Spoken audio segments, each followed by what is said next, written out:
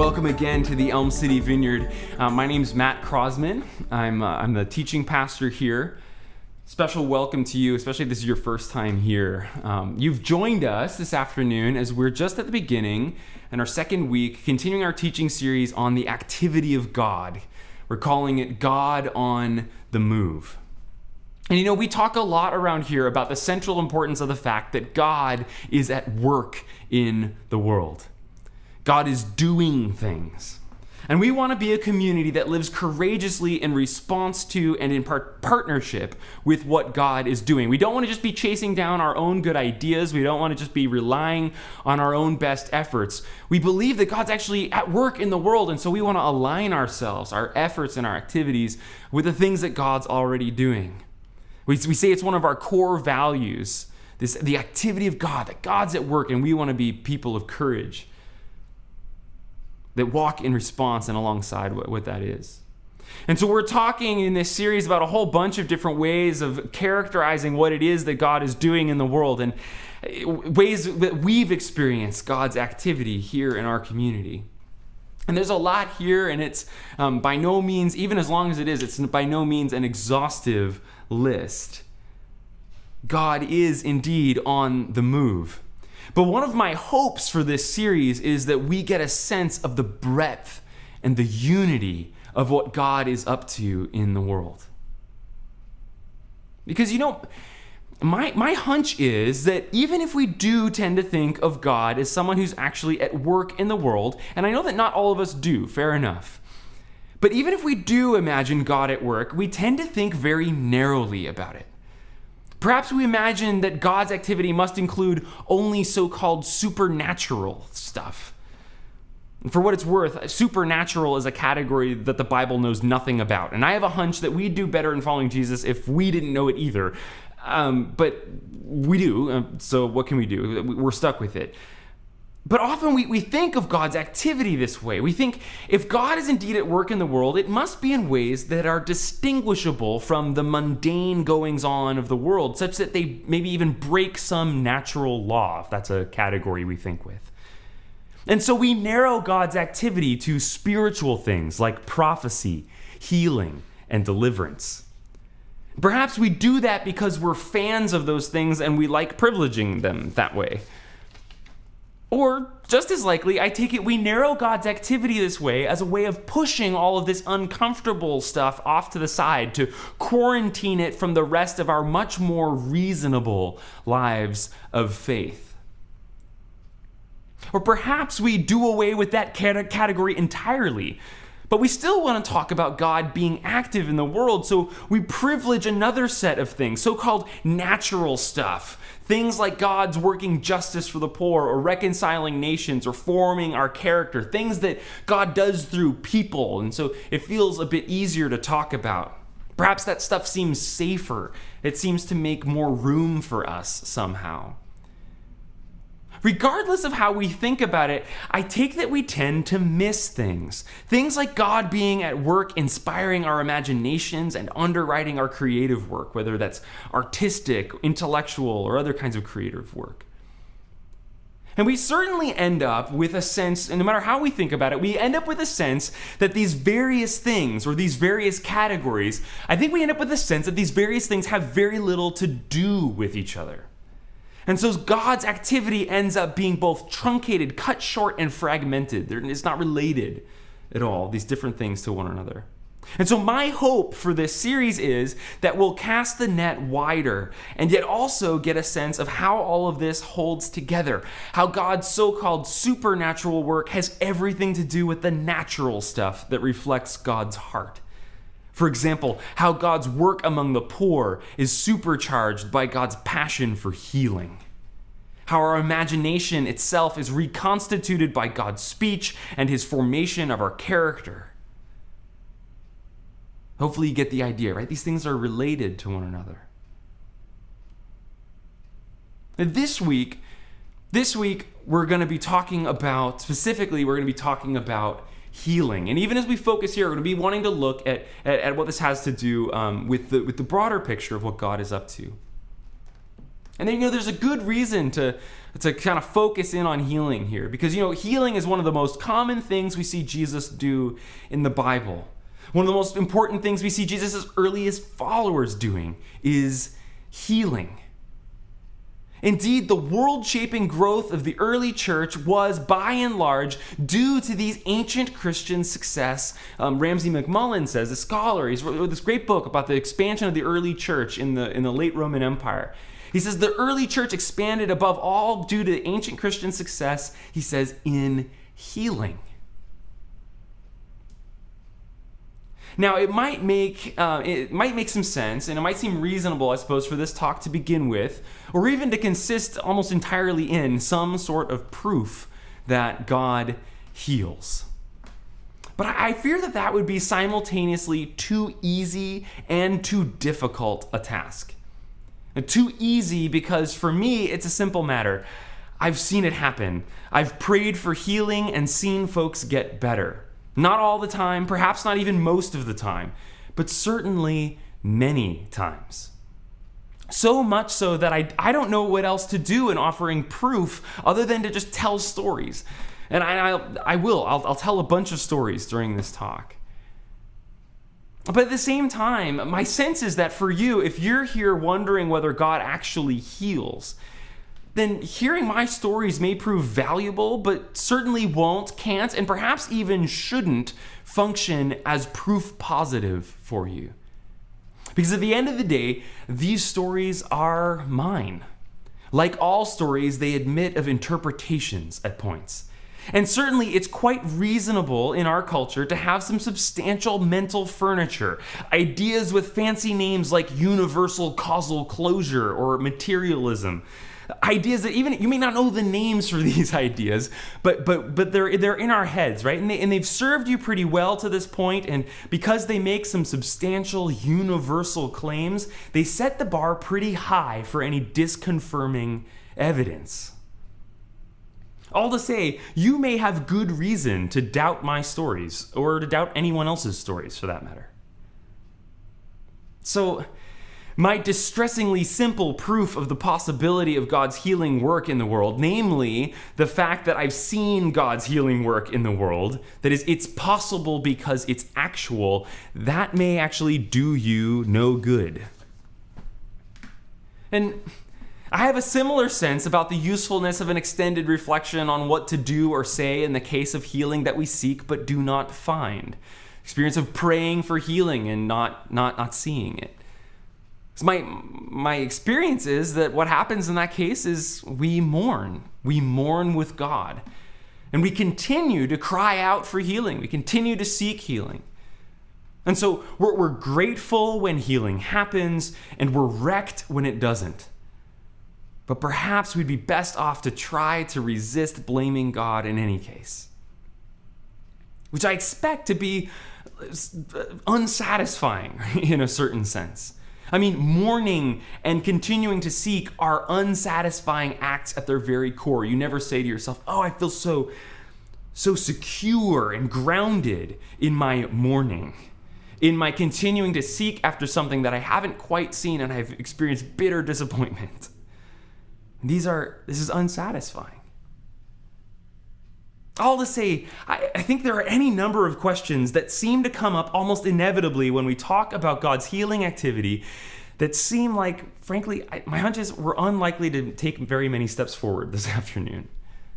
Instead, I want to invite you to take a leap with me into my world. And for some, that's a greater leap than for others. So take a leap into a world in which God does heal, and to consider instead an altogether different question.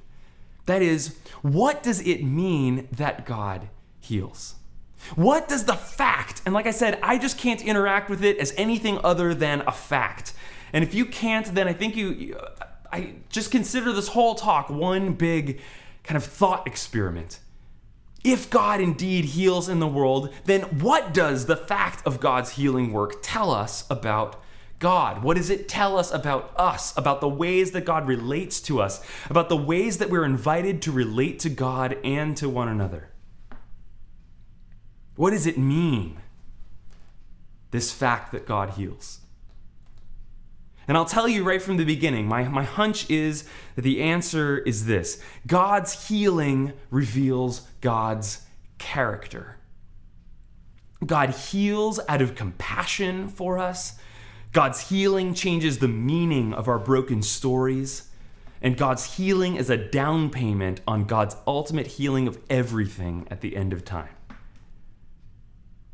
That's where we're headed this afternoon. And as we do that, I just like to, why don't we just pause? I'd like to pray for us as we jump in on this. So, Lord, I just thank you that you are, in fact, a God who heals. That you are a God who's at work in our world, and that work often looks like a work of healing, where you take the broken pieces of our lives and you put them back together. So Lord, would you just come and would you speak to each one of us, wherever we're at, if we've experienced a lot of healing, if we're still waiting for you to heal, Lord, I just pray that you would be present to us in this time as we reflect together on what your healing work tells us about who you are. Amen. All right. So first of all, as I said, I take it that healing is a result and a sign of God's compassion. We see this again and again in the Gospels. Jesus is moved by compassion to heal.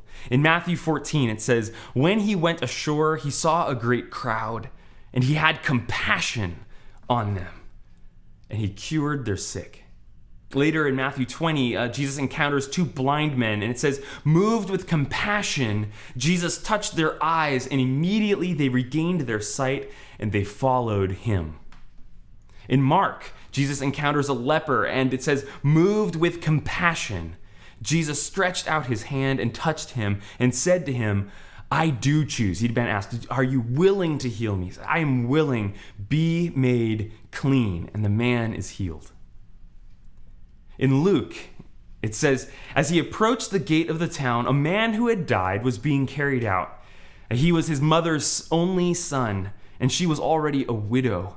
And with her was a large crowd from the town. And when Jesus saw her, he had compassion for her," that is the widowed mother who was burying her only son. "And he said to her, 'Do not weep.' Then he came forward and he touched the bier, and the bearers stood still. And he said, 'Young man, I say to you, rise.' And the dead man sat up and began to speak. And Jesus gave him to his mother." Again and again, we see it over and over. It is the compassion of God that moves Jesus to heal. It's a personal connection and communication of solidarity and love. It says, "I see you. You are not alone. Be healed." And it's in this sense that God's healing can work very much like Todd described God's speech last week. Namely, the main takeaway can simply be this: that God sees you, that God knows you, and God cares about you, quite aside or in addition to how great that healing itself actually is.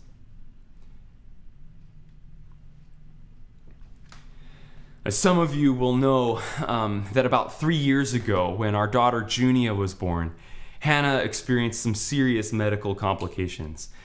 Junia was born in the middle of the night, and the next day around noon, Hannah started experiencing shortness of breath. Her symptoms kept getting worse. Her lungs were filling with fluid. Her kidneys were shutting down. It was basically 8 hours of chaos, nurses and doctors and scans and whatnot, before we finally got a diagnosis. Hannah had experienced congestive heart failure because of a peripartum cardiomyopathy, like a 1 in 3,000 complication, super, super rare. And when I was given the diagnosis, Hannah was knocked out at this time. And when I was given the diagnosis, all the resident could tell me was that those in Hannah's condition fared one of 3 ways. She said some deteriorated rather rapidly and passed away in short order. Others, she said, could be sustained on medications long enough to receive a heart transplant. And still others, she said, some others recovered quite well and went on to be fine. I'd later find out that the odds were roughly 70-30 in her favor. 70% of folks recover full function within 6 months and do quite well. But the 30% who don't, all but one case in the most recent study had experienced cardiac mortality within 5 years. But at the moment, all I knew was that my wife was unconscious in the medical ICU, and that of the 3 outcomes the doctor had given me, the second best was a heart transplant.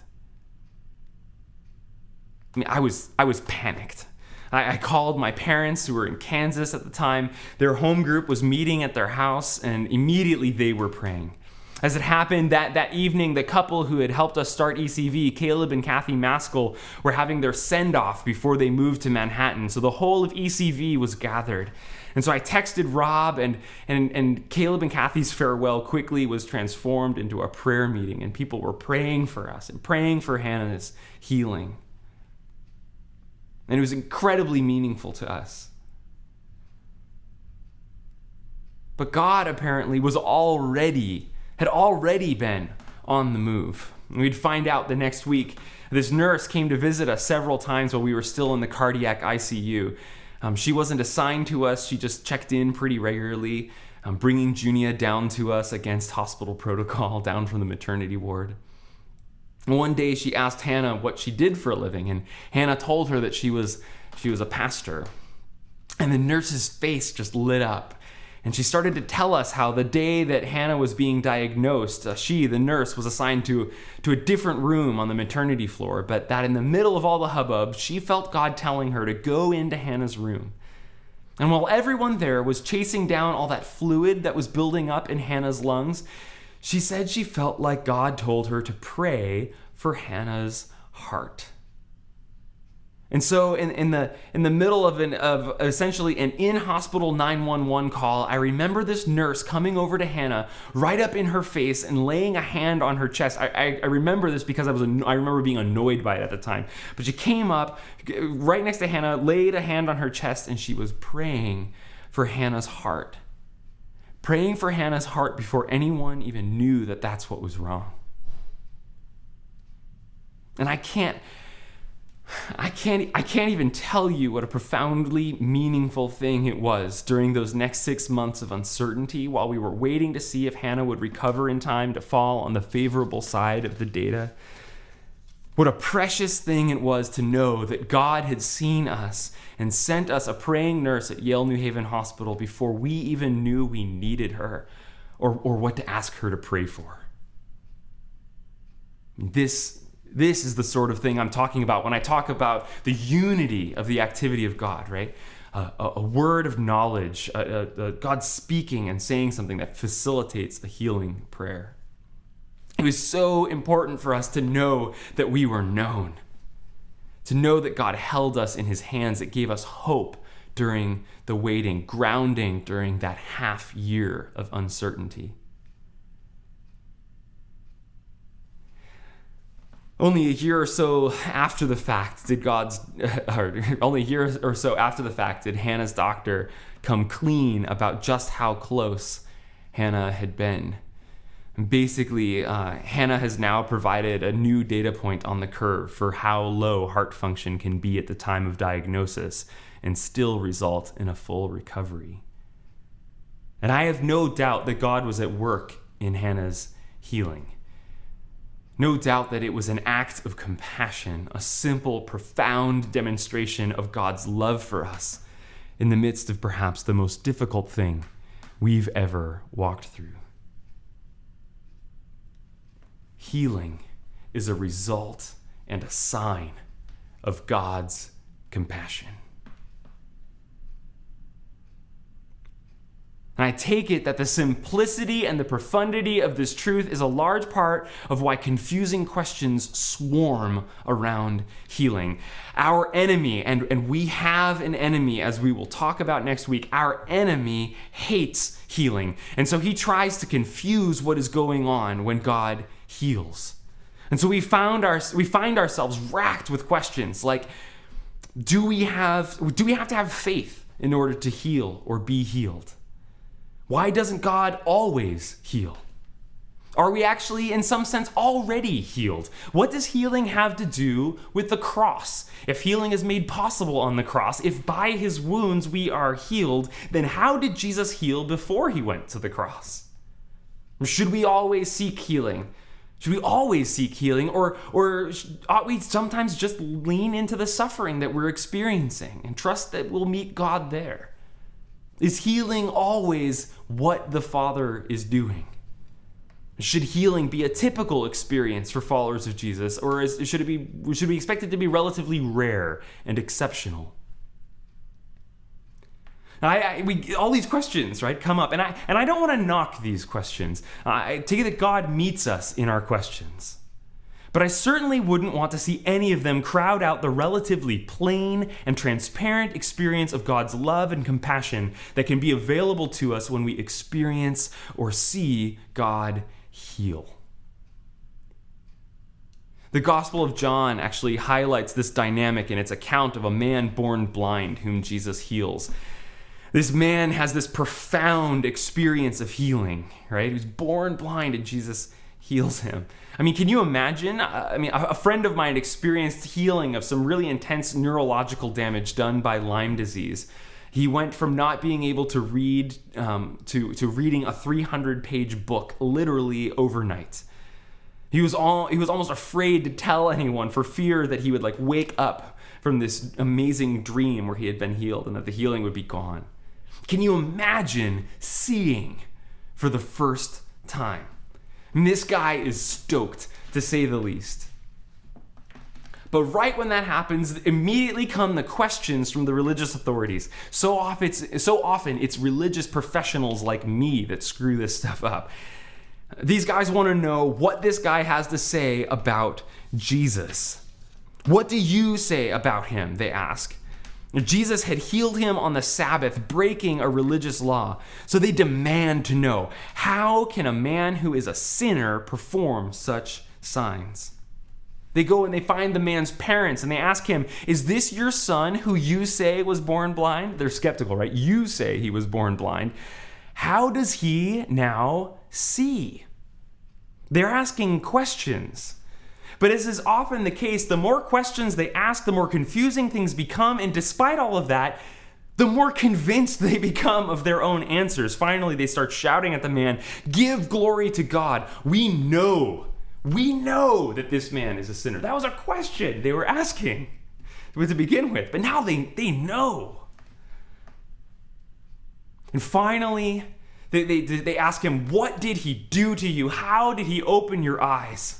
And with all these questions swirling about, trying to obscure what God is doing, finally the blind man just cries out in desperation with a clarity that makes my jaw drop. I do not know whether he is a sinner. One thing I do know, that though I was blind, now I see. I love how little theology this guy has worked out.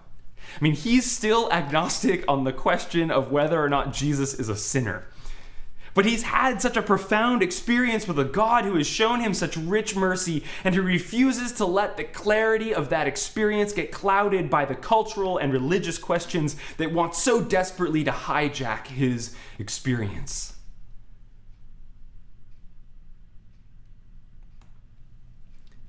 Several years ago, I was preaching in the Dominican Republic. We were on a short service trip with a youth group that we had been leading for a couple years. We were out in this village in the mountains, and the situation was less than ideal, to say the least.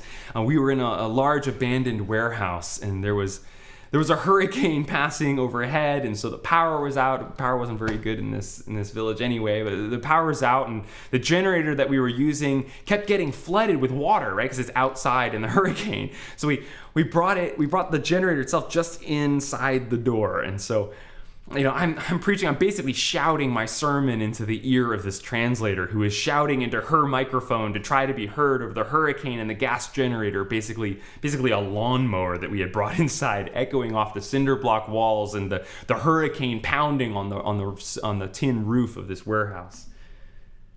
Honestly, I have to say, it was probably the single least persuasive talk I've ever given. As I wrapped up, I meekly told everyone there that, that our youth who were with us, who were traveling with us, they were trained and there to pray for people, for healing or whatnot. It was probably literally that kind of weak about it. I to be totally honest, I expected absolutely nothing at this point. However, our teens were undeterred, and so they began praying for folks, and they're praying for several different folks in the room. And all of a sudden, one of the guys that they're praying for, a guy who had come into the meeting on crutches, with an injury, we'd later find out, an injury he sustained in a motorcycle accident. This guy they're praying for, he begins shouting out with joy, laughing and dancing around, bending his knee that he couldn't bend before. And he stood up and he told his story. And suddenly, what do you know? His experience was more powerful than any talk I could have given. Several people, including him, made decisions to start following Jesus that night. Lives transformed.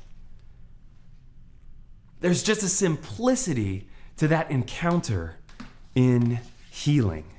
An encounter with a God who sees you and meets you where you are. A God who is moved by compassion. And I think that's the sort of experience that God has for some of us here this afternoon. Well, let me encourage you, even or especially if you're not so sure about God or about life with Jesus, even or especially if you've got lots of questions swirling about, take a risk and have someone pray for you this afternoon. We'll have a time for prayer later in the service, and so whether it's something physical going on in your body or something emotional, or whether it's something big or something small, I encourage you, take a risk and see whether God would meet you. Take a risk, have someone pray for you and see whether God would meet you in your place of weakness and vulnerability. God loves to meet us in those places. Let God cut through the questions for a bit and reveal himself to you as a God of compassion, as a God who heals. Because this is who God is. The character of God is revealed in healing. The character of God is revealed in healing, so much so that the story in John about that blind man being healed, it starts with this really weird exchange. When Jesus first encounters this guy, his disciples ask him this question. They say, "Rabbi, who sinned? Who sinned, this man or his parents, that he was born blind?" Jesus answered, "Neither this man nor his parents sinned. He was born blind so that God's works might be revealed in him." Did you catch that? The purpose, or at any rate the result, we could translate the verse differently, of this guy being born blind was so that God's works, the character of the activity of God, could be revealed. Crazy, huh? But it's not the only case. Just 2 chapters later, there's another healing of sorts. Actually, in this case, Jesus raises a guy named Lazarus from the dead. I guess that's the most extreme version of healing possible. And before Lazarus has died, Jesus says of his soon-to-be terminal disease, he says, "This illness does not lead to death." False, actually, as it turns out. But rather, it is for God's glory, so that the Son of God may be glorified through it. This illness is for God's glory. Are you puzzled? Right? What on earth? What could Jesus mean when he says this kind of stuff? What could Jesus mean? Now, I take it we should be careful. I don't think, for example, that we should conclude from these sorts of statements that God makes bad things happen in order to show his mercy. That is wrong, false. I don't want anybody to go home with that takeaway. right? I don't think that's true. It's just out of the character of God. It's just out of character for God. God is not responsible for suffering, for bad things, period. But if not that, then what, right? Like, it actually seems kind of like the plain meaning of the text. What are these goofy statements trying to tell us? Well, I take it that what's going on is something like this. I take it that in healing, God intervenes so profoundly in our stories that the meaning of the whole is transformed just by changing the ending. They're so totally transformed that Jesus can rightly say that they have divine purposes that they simply didn't have until God intervened. But in healing, God intervenes so profoundly in our stories that the meaning of the whole thing is transformed. The suffering doesn't disappear, but it's given new meaning because of God's intervention. And sometimes that intervention looks like removing suffering, removing illness. Sometimes it looks like changing our perspective so radically that the meaning of the whole thing is changed. Sometimes healing looks more like emotional or spiritual healing. But regardless, what it does is this intervention of God into the story of our lives that by inserting itself in the end, it changes the meaning of the whole thing. The prime example of this, of course, is in the story of the birth, murder, and resurrection of Jesus. I mean, we'd be fooling ourselves to imagine that the cross is in any sense the activity of God. God is not guilty of child abuse. God did not warn Israel against child sacrifice because God wanted to reserve that right for himself. This is not how it went, right? Again and again, the Bible is clear. The cross is the fruit of our rebellion against God. It is our sour note in the midst of God's beautiful symphony. But the fact, and again, my apologies, but I take it to be a fact. The fact of the resurrection of Jesus, of the empty tomb on Easter morning and Jesus' ascension, the fact of his never again experiencing death, this intervention of God in the story we'd so knocked off the rails not only repairs the damage we'd done, reversing its effects, it changes the meaning even of the cross itself, the pit of suffering despair. So much that, of course, we now know this to be a story that can be summarized precisely by this middle term, the story of the cross. This is the way God works. This is a deep revelation of the meaning and the character of God's activity in history. In this sense, healing lies at the intersection of all that God is doing. That is, whenever we look at the long arc of history as described in the Bible, the long arc of the gospel where God creates and we sin, again, this is our intervention into God's story. God nevertheless reconciles us, putting right what we've set wrong, and draws the whole creation to consummation, to perfection, to maturity, to completion. If you look at this long arc, we see that healing actually involves all three of these characteristic works. That is, healing lies at the intersection of God's role as the source of life and wholeness and beauty, and God's role as the one who responds to the consequences of our sin, and God's work in drawing all creation to its ultimate conclusion at the end of time. In healing, God is putting the world back together as God created it to start with. And even more, God does this healing work with an eye toward the creation's ultimate consummation at the end of time, when again, the Bible tells us healing plays a central role, and indeed sickness itself is expunged once and for all. And in the end, the world is in a state of wholeness and flourishing that captures all that God created the world to be and more. Because that creation is not just restored, but perfected, mature, and eternally elaborated in all of the potent possibilities baked into it from the start. In some sense, healing describes this whole arc, this whole story of God and God's creation. And when we see or experience healing, we see a recapitulation of the whole of God's relating to God's creation.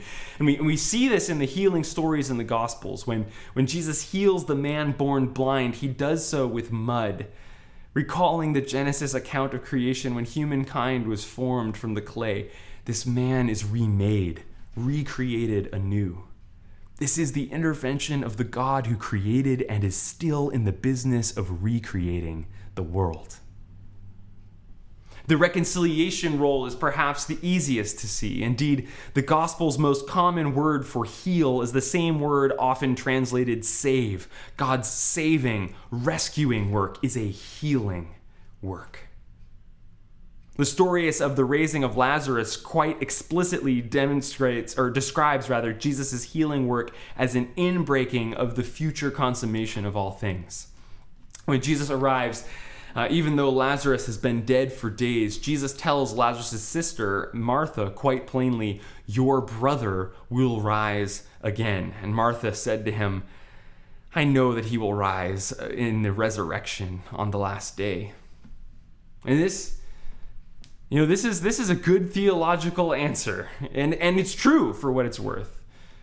But there are better answers than ones that are merely true. In the end, we're told God will raise the dead at an event that Martha is calling the resurrection. But Jesus insists that her hope needn't be deferred quite so far. Jesus said to her, "I am the resurrection and the life. Those who believe in me, even though they die, will live. And everyone who lives and believes in me will never die." Jesus himself is the resurrection. That future event that Martha's hoping in, Jesus himself is the presence of that future, the presence of the end of days. And indeed, when he calls the dead man Lazarus out of the tomb and he comes, there is proof positive. Jesus is the end of time brought into the present. And so we see that healing is a sign of the presence of the future. But I take it that we also learn something else here about healing. Something about this intervention of God that changes the meaning of our stories.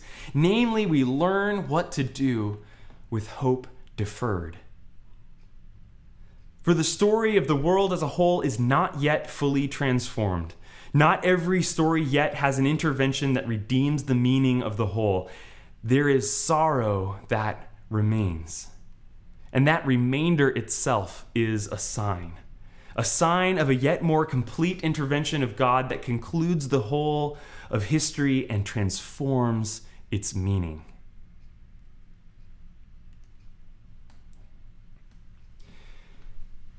The year after college, I lived in a community house with 12 of my closest friends.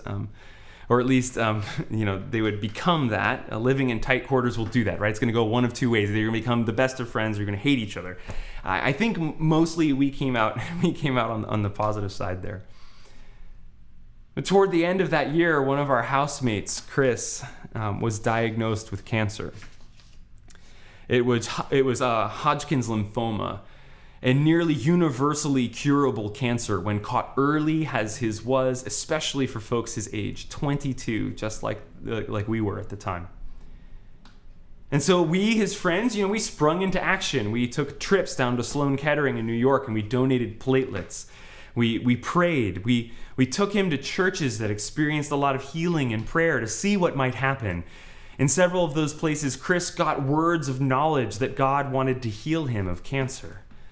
Indeed, on a couple of occasions, his cancer went into remission. It actually seemed to work. Once, for long enough for him to start a graduate program in public policy. He was interested in doing urban planning. But the cancer kept returning. And ultimately, Chris passed away in the fall of 2006, 4 years after his original diagnosis. And a couple of weeks after I had a chance to visit him in North Carolina. His last year or so of treatment was at the Duke Medical Center. And I will never forget that funeral. All of us, Chris's friends, we were all in our mid to late 20s. And it was a time when we were going to one another's weddings. That's when we all were used to getting back together and seeing each other. And the funeral was like a sick parody of a wedding. There were flowers to be arranged, extended family to meet. The guys who would have been groomsmen were pallbearers. And at the funeral, Chris's pastor from North Carolina read the story of Lazarus. And I remember being pretty bitter when he got to this exchange between Jesus and Martha.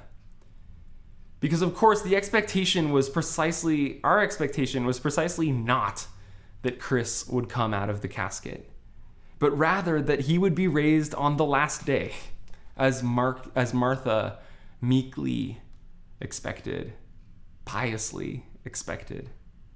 That pious expectation that Jesus, right, had one-upped. We didn't expect that.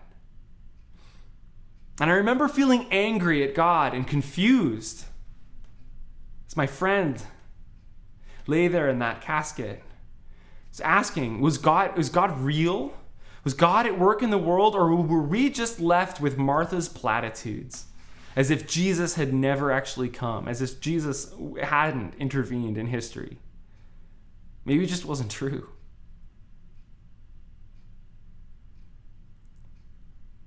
But years later now, I think I see what God was trying to say in that passage then. I think I'm starting to get a handle on what this passage has to say to us when we seek healing and we don't find what we're looking for. Whether we're looking for healing for ourselves or for someone that we love. And that's this. Jesus is the resurrection. In his person, he is the presence of the future. And the inbreaking of his healing power in the here and now, which we do see, I have seen it in my own life and in people around me. I don't see it all the time, but I do see it. And when we see that inbreaking of his healing power in the here and now, it is a foretaste of and a down payment on the ultimate healing that is yet to come. Healing is a sacrament in that sense. It's more than a mere sign. It is the real presence of the future summation of all things in Christ. The beginning of that final grand intervention into history that utterly transforms the meaning of the whole and somehow weaves together all the pain and the heartache and leaves it transformed as profoundly as God transformed the meaning of the cross. So it is true that in this life, God's interventions in healing are always, in some sense, incomplete. Everyone Jesus healed, even those he raised from the dead, still eventually died. Every story intervened upon still had a remainder left over, had hope deferred. But there is a promise yet greater than God's intervention in the here and now.